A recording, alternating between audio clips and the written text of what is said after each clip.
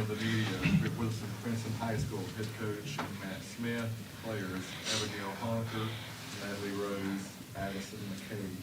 Coach, appreciate the time. Just some opening thoughts and questions. The biggest thing is, we got down in a hole early. But the way these girls battled in the second half, hey, I tell them all year, I'll take this group of young ladies over anybody in the state of West Virginia any day. And they proved why I tell them that for that last 16 minutes of basketball they played. Maybe coaches could have done a little bit more to get them settled in early, but I can't fault the effort of the girls. I mean, they played their hearts out. They left everything they had out there on the floor, and I think you all kind of see that right now. Questions? You just kind of have a feel for like an old-fashioned cage match, because especially in the second half, like you mentioned, you guys started getting into a rhythm, you guys started trading punches back and forth. I mean, did you kind of get that feeling to you? Yeah, I mean, I told Pat on Sunday we wanted a battle, and that's what we got. And, yeah, I mean, it was one of those where, we would make our run, and then they always just had that answer.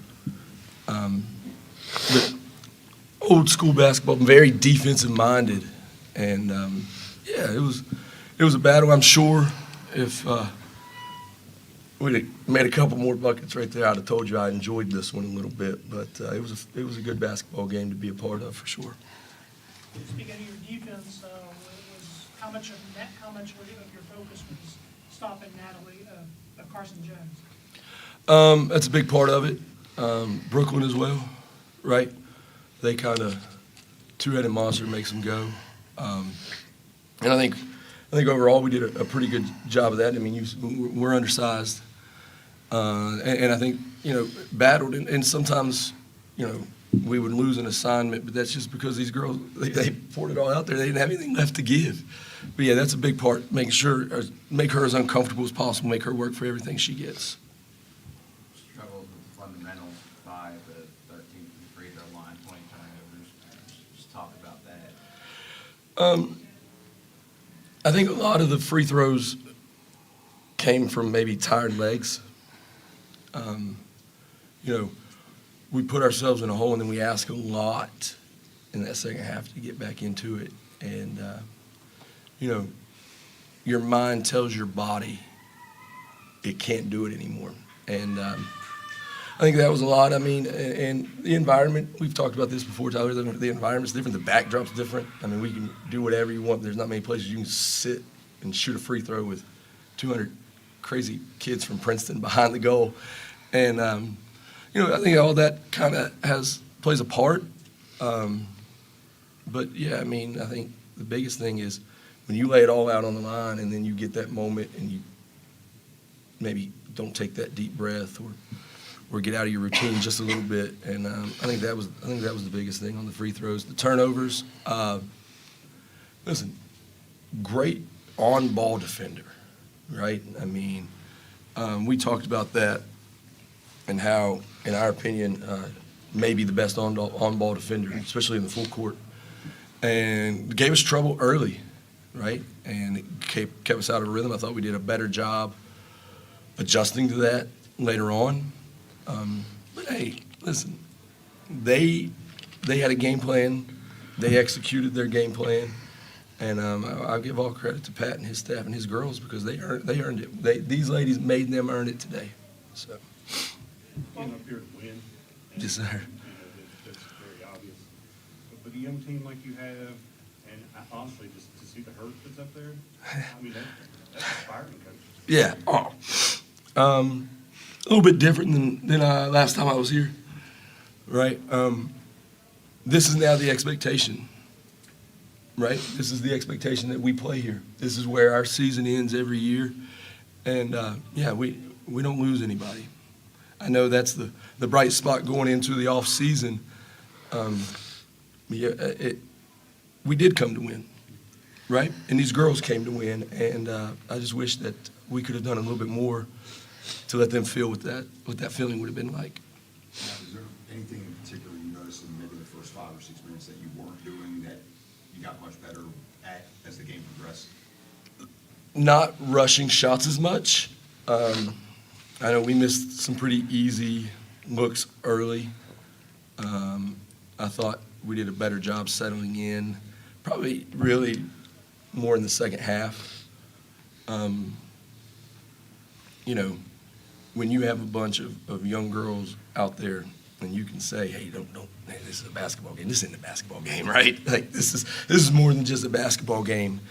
And I thought we settled down. I thought Addie did a fantastic job in the second half getting us into more of an offensive set. You know, and battled the heck out. I haven't seen stats, but I mean, battled our tails off on the boards. +5. Hey, I mean, when our biggest girl goes, I mean, I know they lied on that sheet, but when our biggest girl goes probably 5'8", 5'9", I'll take, you know, that's a battle. That's what the kids have to do. So just so proud of these girls and their effort. And you can tell, like you said, Rusty, you can tell by what you see up here. I don't think we're going to have that much time off before we get back to work. Talked about it coming into this game. Your only kid that had played on this floor was Tyler, and Yeah. she was in more mop-up duty when she was at Pikeview. Right. Did you feel like that first quarter, first half was kind of attributed to the experience or lack thereof? Yeah, I mean, the environment is real. You can't go in a gym at Princeton and make this happen. And I think for everybody, that's a big thing. You know, I think that was one of the biggest keys in the game early. Nitro, like they live at the Coliseum, right? They're here every year, and so I think we did have that adjustment period. But again, once we kind of figured things out, I think they showed what they're capable of, especially in the second half. But yeah, I would say that probably had a big role in early on. Abby, for you, I know you missed the last couple of weeks, and it was probably a stretch to even get you out here. 25 minutes, just talk about getting ready and being able to play. 'Cause, I mean, I felt like there was some doubt that you'd be able to go. Well, first and foremost, I want to thank God because He's gave us all the opportunity to be here. And I was so excited to take the floor. We didn't get the outcome we wanted, obviously. But that just makes it next year even more special. Working harder, I'm strengthening my ankle, getting back to normal, and we're ready to get back in the gym. Eddie, kind of talk about those first few minutes, what it was like, what you felt like, you know, coming on the floor, I mean, new environment, big environment, just kind of talk about how you felt. It was definitely a lot, and as a point guard, you kind of have to try to keep everybody under control, and it was a little hard for me to stay under control, let alone get everybody else under control. But I mean, once we finally got the hang of it and we were slowing down on our offense, not letting them speed us up, we were able to take good shots, good looks. But in the first few minutes, we just weren't getting that because we just weren't settled. As you mentioned, your defensive game against Brooklyn, holding her to 2 points, you averaged 13 on the season. So obviously, you guys probably executed that game plan perfectly. What was going into that? What were you guys trying to limit in regards to her game? Everything, right? Open touches. I've seen her get hot and just bury teams, right? And so we felt if we could pressure her, make somebody else make the decision, and kind of take her out of rhythm, and we did, right? We did a great job of that, and I thought she did a pretty good job of allowing her teammates to play their roles today. But yeah, I mean, when you have that kid, going back, Tyler, what you said, that 2 years ago, whatever it was, I mean, her minutes were real minutes, right? And when they're on the floor and they've seen it and they have it, even though she wasn't getting open for looks, I thought she did a really good job of the other parts of the game. But yeah, our girls executed the game plan on Brooklyn, I thought, perfectly. After you just played them in December, comparing that game to today, what changed as far as what they did and what changed as far as how you played them? Pat threw more full court stuff at us this time. You know, pressured relentlessly from the opening tip, trying to make us uncomfortable getting the ball down the floor. I thought they made better effort trying to get the ball inside to Carson, because, I mean, that's a mismatch. And I think girls who had opportunities early for them made shots where maybe they weren't making those shots in December. So I would say that was probably the biggest thing that I saw, just from schematically, that was different.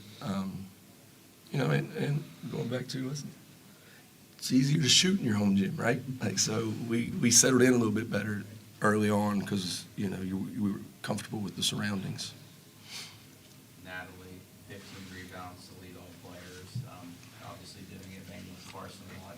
Just talk about that because Swift, 5'9", usually is the toughest, is the biggest kid, and that can be a challenge. But 15 rebounds.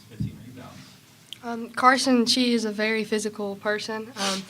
I just, you know, Matt in a timeout, he told us, you have to go down there and you have to get the rebounds. That's kind of what I tried to take care of. I think today we kind of had trouble getting our shots to fall down. And I had to go in there and just try to, you know, beat and bang with her and see what I could get out of it. So.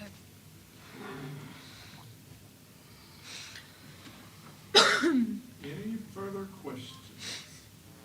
Coach Slays, thank y'all very much. Thank This you. card Thank for you. y'all to take home. The rest of the players are in there. Thank you.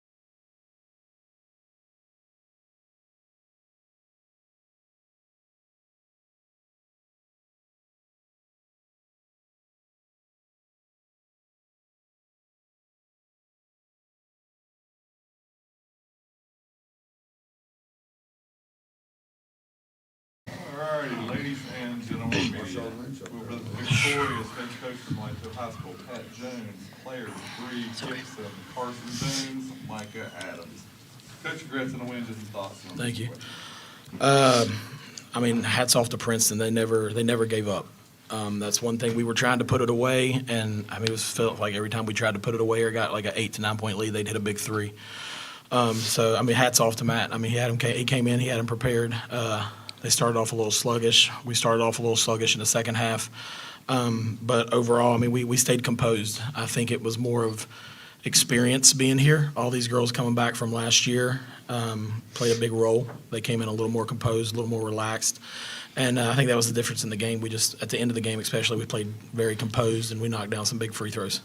Questions? Coach, in the second half, the physicality definitely got ramped up a little bit. How was your team able to respond with that physicality and kind of just weather the storm throughout the second half? I know they're making runs. I mean, that's something we've preached all year in practice is that, you know, we've got to take the punches when they're given to us, and we've got to finish through the contact around the basket. That's been one of our, I guess, weaknesses through the year or through this season. But I thought the girls played hard today. They stayed, you know, focused. They didn't get rattled even when they made a couple runs there in the fourth quarter. And again, I think it just comes back to the experience of them being here last year and the year before that. That played a difference down the stretch when it came to making the free throws and running the offense and, you know, not just getting scatterbrained and throwing the ball wherever. Ultimately, when you're playing a team that doesn't have near the experience at this stage that you do, is there more of an emphasis on the start? Because, you know, you jumped out like 11-1, and from that point forward, it was basically the game.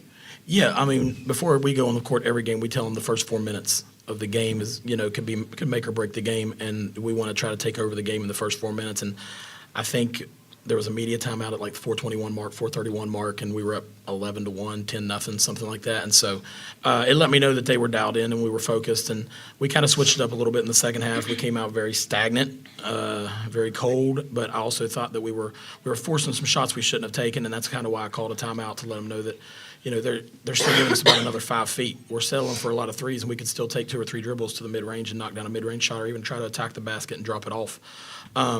But, you know, from a coaching standpoint, I'm proud of them because at the end of the day, obviously we advance, but it just shows me their growth through the season, that even when a team does, you know, start making some big shots down the stretch and close the gap, that we stayed composed and were able to finish. Mike got shot there in the third quarter. That was your all's first field goal. The importance of that and kind of just shifting the momentum back in your all's favor. Micah is Micah. I tell her all year she's my little pain in the ass. Pardon my French. But I won't lie, when she shot it, I said no. Because at the time, we weren't hitting anything from the outside, and I wanted to work the ball to the basket, try to finish with Carson around the paint, or Bree, or anyone for that matter, just to try to get the ball to the basket and get them in more foul trouble and shoot some free throws. But I think her knocking that shot helped her confidence as well, because I think she had another big 3 in the fourth quarter that kind of stretched it out a little bit more for us also. So, I mean, I tell Micah she's the point guard. She's kind of the leader of this team. Obviously, our seniors are, you know, we consider our leader.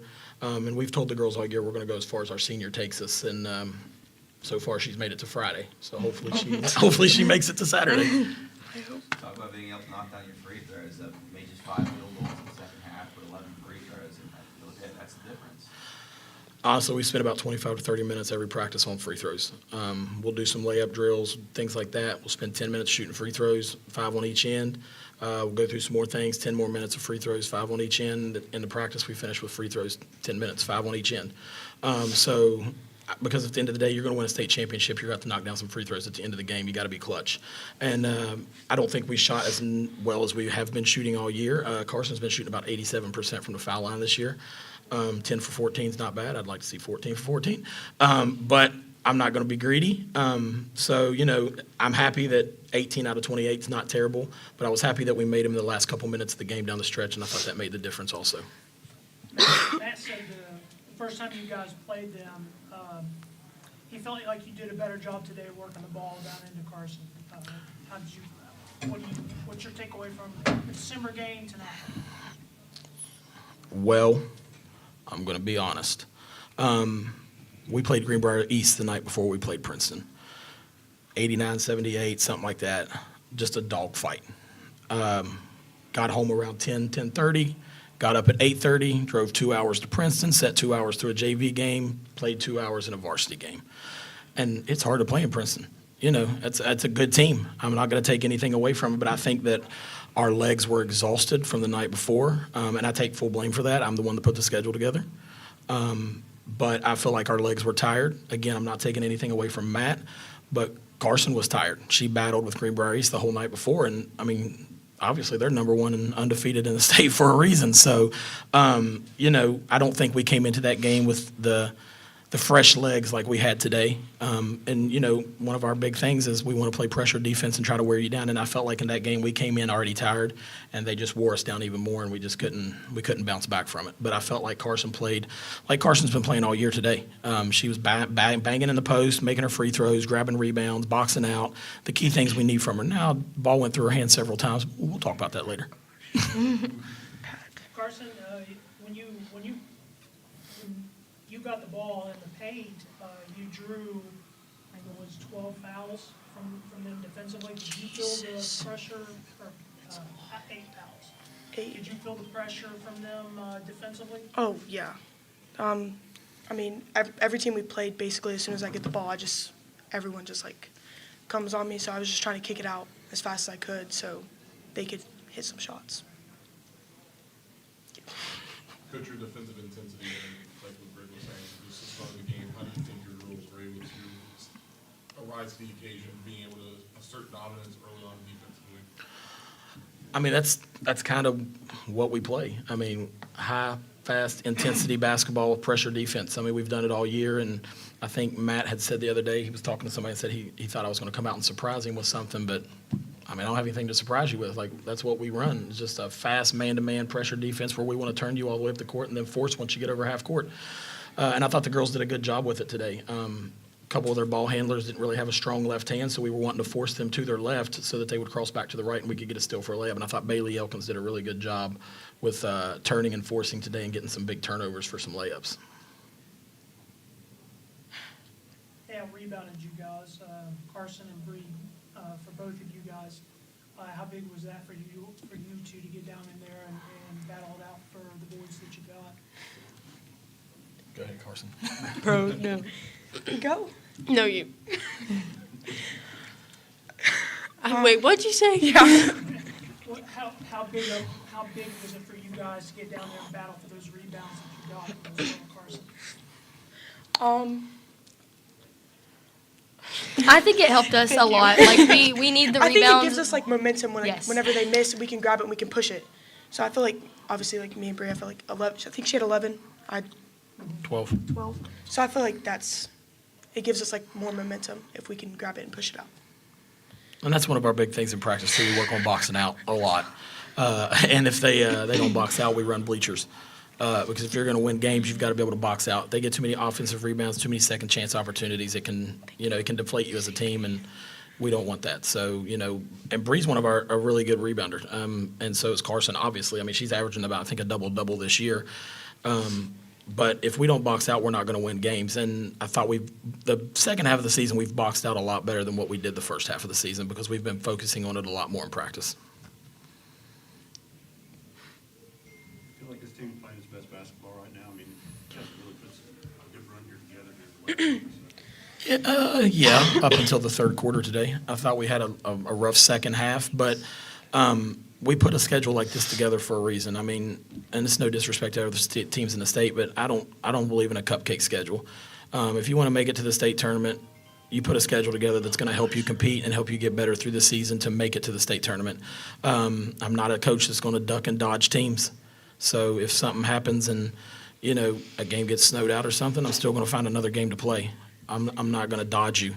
I want to get better, I want to compete, and I want to get to the state tournament. And, as a staff, that's what we look for at the beginning of the season and over the summer are teams that want to come in and compete with us and want to get better. And because that's what we're all about. If you want to play for the state tournament, in the state tournament, play for a state championship, you got to compete against the best to get better, whether you win or lose. Last question for Carson. Oh, gosh. Filling in for Natalie this year, taking over for her, is that kind of focal point? Tell me what that's been like. I mean, that's a hard spot to fill. I mean, she's a great player. I mean, she can literally do anything. She can shoot, she can rebound, she can get in the post, she can play defense. So I feel like I had some pressure at the beginning of the season to, like, live up to what she did, but I feel like now I'm just, like, playing like me and like myself and not trying to be like what she did. So. Coach, what does it say to be able to win a game against a quality opponent when Brooklyn only scores 2 points? And as a coach, do you kind of believe in the law averages and maybe just that something better is in store for her in the semifinal round? Yeah, and I told Brooklyn that after she airballed that free throw and then missed the next one. I pulled her over. I said, listen, it's not your game, but you've got 4 other players out here that are, they're your sisters, basically. They're going to pick you up when you're down. Today may not be your game. Friday may be your game. Hell, Saturday may be your game. But you can't get down on yourself because when you get down on yourself, the players see your attitude, they see the facial expressions, and then they're going to drop their heads and they're going to start pouting as well. And but I thought that she may not have scored many points, but she played really good defense. She rebounded well. She denied the pass to one of the shooters. And it's like I tell these girls all the time, if you don't score 12, 14, 16 points, whatever, there's other parts of the game that you can still contribute in and make a difference and still win a game. Just like, Carson may miss several balls that are thrown to her, but Carson had 12 rebounds today. Carson made 10 of 14 free throws. There's other aspects to the game besides knocking down a three-pointer or making a free throw here and there. You got other players on the team to help pick you up when you're down, and that's what I kept trying to tell Brooklyn. Like, she's got to put this game behind her. And, I tell everybody I drive looking through the windshield, not the rearview mirror. So this game's over. It's behind us. We've got to look forward to East Fairmont or Spring Valley. Micah, if you would kind of finish your thought when we were talking about the rebounding there, what that does for you guys. I agree with the momentum. I think as long as they're not getting second and third opportunities to get easy layups, it's always going to help us in the end, especially with not getting fouls or getting in foul trouble. As long as we're grabbing the rebounds and pushing up the floor, we will be good. Any further questions? Coach Lace, thank you all very much. Thank you so much. Carson, you can leave now. First, Thank we'll you. need to